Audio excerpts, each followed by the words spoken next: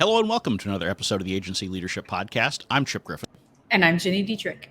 And today we are going to try to disagree with each other all the way from start to finish in this episode. We're going to give it our best shot right after this.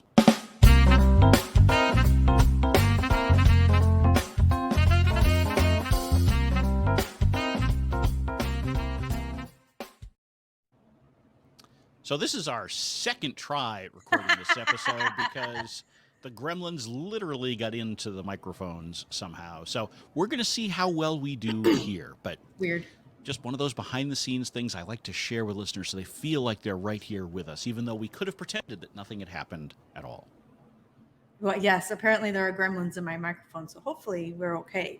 Or in StreamYard, which we used to record, or, maybe it was just in my own head. You just will never know. But what we're going to talk about today is a conversation that took place in the Spin Sucks community, and Ginny and I had some disagreement about it, and it's a topic that's, I think, near and dear to the hearts of particularly PR agencies, but it's something that all agencies confront, which is how much of your work product you should be sharing with clients. And it started with a conversation about sharing media lists with PR agency clients and what you do when your client asks for it. But I think it can be a broader conversation because agencies of all kinds get asked to share things like research or access to Google AdWords accounts or Photoshop files instead of just finished graphic images. All these kinds of things are issues that agencies need to deal with, and they need to figure out where to draw the line. So here's what I think is the difference between media lists and all those examples that you've given. So if you're creating Photoshop files and you have raw photo files or image files, you've created that for that client. It wasn't a library or a depository that you created that you're then loaning or lending out to the client. You created it specifically for them. If you've created code for a website, you've created it specifically for the client. From a media list perspective, our media lists, at least in my agency, are 20 years of relationships and building on and crafting responses and using, like, there's somebody I work with at USA Today that I started working with at the beginning of my career. He has changed jobs several times. He has moved up the ranks several times. And today, in his job, he would not take pitches from PR people, but he does for me because of the relationship I've had with him for 20 years. So for me to hand over that media list and go call him, because at USA Today, like, he would be furious with me for giving his information out to a client because I've spent 20 years crafting that. And our media lists also include things like they prefer to be called on their cell phone. Here's their cell phone number, but they only give their cell phone number to certain people. Or they prefer this email address to their work email address because they know that they're going to respond to that, and they don't actually ever open their work inbox because it's filled with PR people. So handing that over to a client, I feel like, is not the right approach because that's our work product. It's not something the client has paid for. What the client has paid for are our relationships and our ability to get results. They have not paid for a list of people that we have spent 20 years building relationships with, and cell phone numbers and personal email addresses. They haven't paid for that. So I don't necessarily disagree with you in the entirety there, unfortunately, but I do think that there are there are agencies that are like yours where they're trading primarily on existing relationships, and there are agencies that use Cision or Muckrack or something like that, and they spit out media lists and they just reach out to whoever shows up on the list that looks good. So to me, I think what you're describing, you have a stronger leg to stand on than one where you produced the media list for the client. Absolutely. And they were not pre-existing contacts, right? If you dump a list out of Cision, you should absolutely be sharing that with the client. 100%. Yes. Because you created that for them. Yep.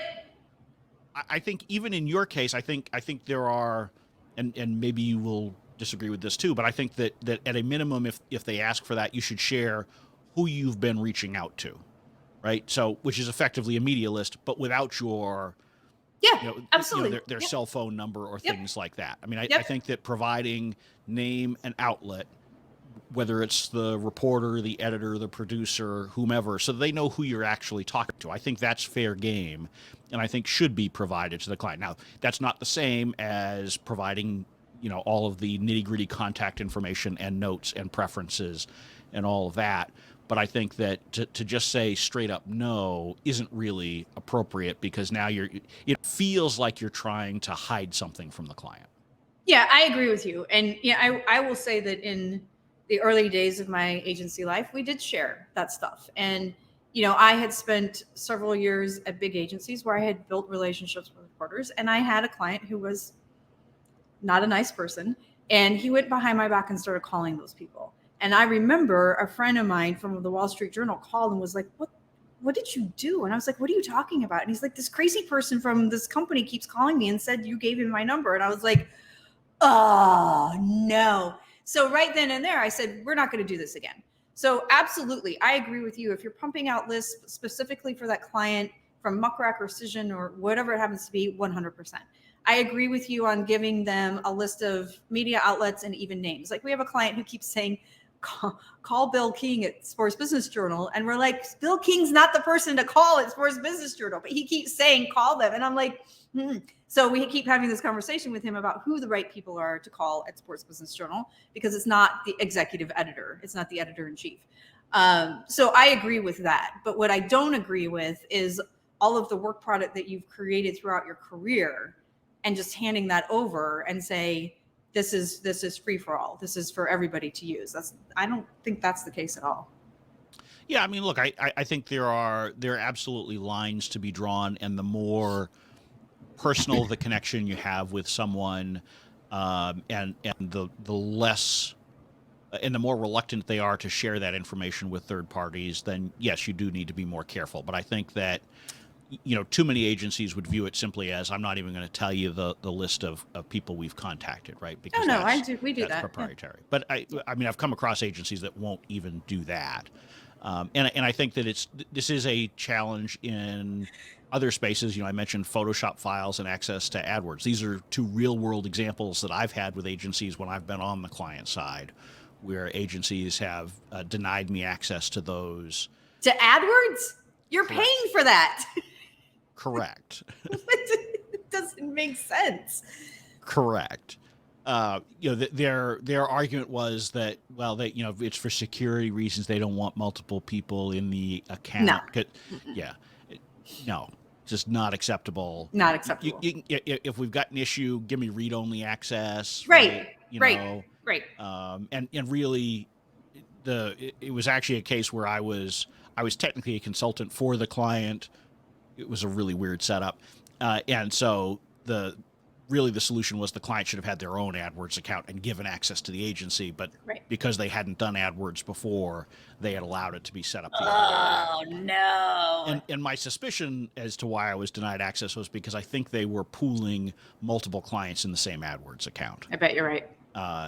Because it was more convenient for them to do it that way. Sure. But that's a horrible practice to employ for all sorts of reasons. It is.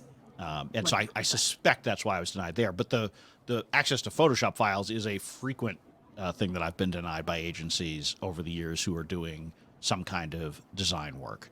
And to me, putting on my client hat, I think that's just nutty, because I've paid for you to create this stuff. Correct. And the only reason to hold back access is because it forces me to go to you if I want any changes in the future. And I can't use it as a template for something else. And that's just wrong. That doesn't make any sense to me. Yeah. Yeah. And I know that there are creatives who will listen to us and they will tell me that I am completely wrong. And it really it's their underlying work product that they it's proprietary, the way they do the layers and all this kind of stuff. And no, sorry. I mean I paid you to design this. I get it. Well, and I've paid for you to take video. I've paid for you to take photos. Like all of that raw file belongs to the client. It does not belong to the agency. You have been hired to create that specifically for that client. And the same thing goes for the media list. If you've been hired specifically to create a trade media list for a B2B organization that didn't already exist, then yeah, like that belongs to them. So in all of our plans, we have a list of media outlets and names that we're going after. And truth be told, it's not hard for the client to figure it out, because once you start getting results, they're going to go, oh, they talked to so-and-so at the New York Times, because that's who wrote the story. Like, it won't be hard for them to figure that out. So where I have a problem is when I've spent 20 years, building relationships, and I have personal information for clients or for reporters that I don't think anybody should get to have access to.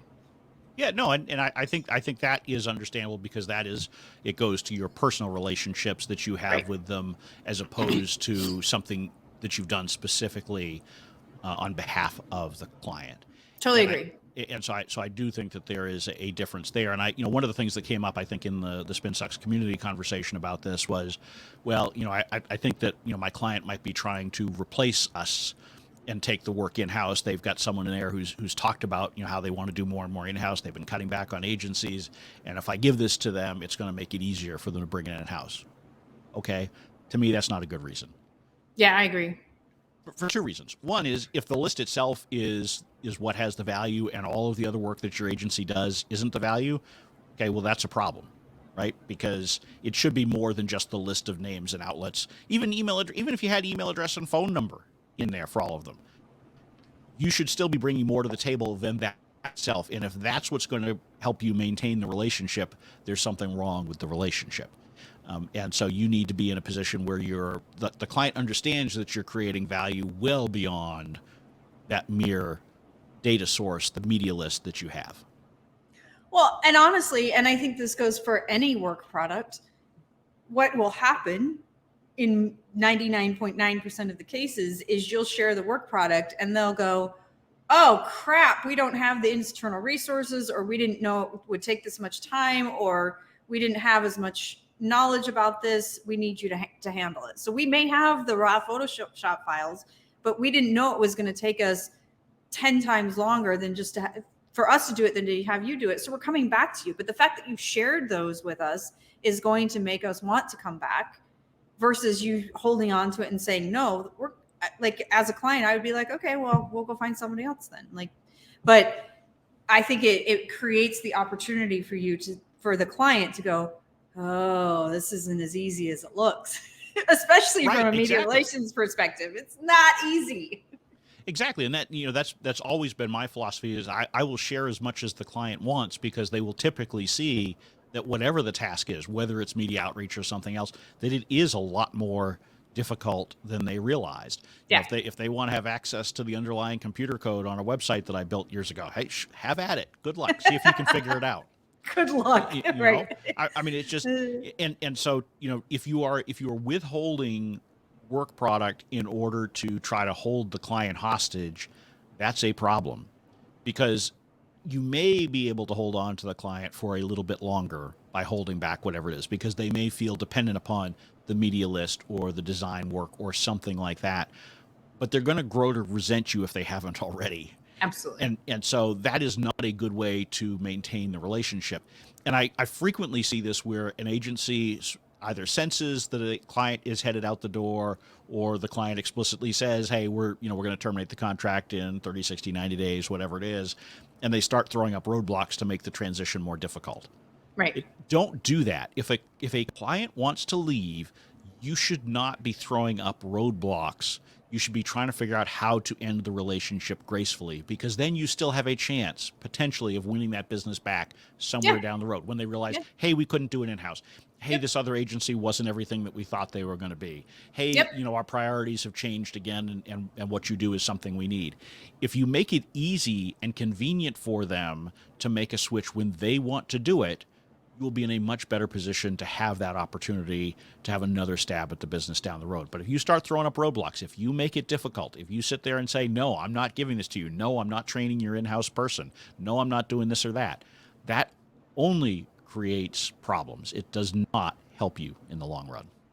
And I will tell you from experience, there have been multiple times where we have said goodbye to a client and I thought, I'm never going to hear from them again. And that's just not the case. Sometimes they leave and go to another job and they are like, we loved working with you. Can we bring you into this company? Sometimes they're, like you said, their priorities shift again and they want to bring you back. Years ago, we had a client say to me, we've decided to spend all of our marketing budget on inside sales. And I was like, it's kind of crummy, but okay. So they moved all the budget to inside sales. And a year and a half later, after it didn't work, they came back and said, you were generating more leads than our inside sales team did. And they came back. So I think, to your point, never burn a bridge. Always keep relationships open, unless it's your client that's going behind your back and calling reporters when they shouldn't be. And clearly that is still eating at you all these years. Never. I got in so much trouble. I had reporters being like, what the F did you do? And I was like, what are you talking about? Yeah, that's what he did. So he's not coming back ever. But for the most part, I would say that you have an opportunity to keep those relationships fresh and to keep the door open always.